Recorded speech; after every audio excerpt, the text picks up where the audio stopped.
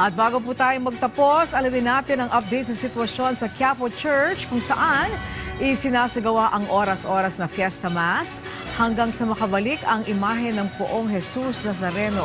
Nakabantay pa rin doon ang ating kasamang si Ryan Lesiges. Ryan?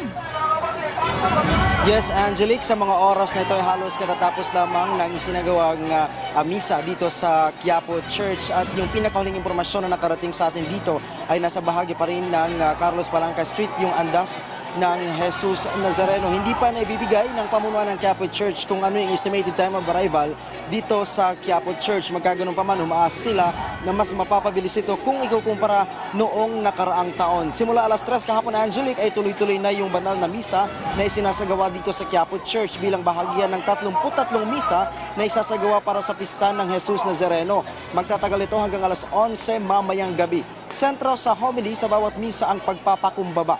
Sa 10 a.m. Mass kanina, Angelique, na pinangunahan ni Reverend Father Jason Gonzalez, sentro ng kanyang homily ang talamak na korupsyon sa bansa. Git niya na kung gusto natin ng pagbabago ay dapat simulan natin ito sa ating mga sarili. Umaasa naman ang ilang pari na nanguna sa misa dito sa Quiapo Church na matututo ng magpakumbaba ang ilang deboto ng Jesus Nazareno pagkatapos ng pagdiriwang.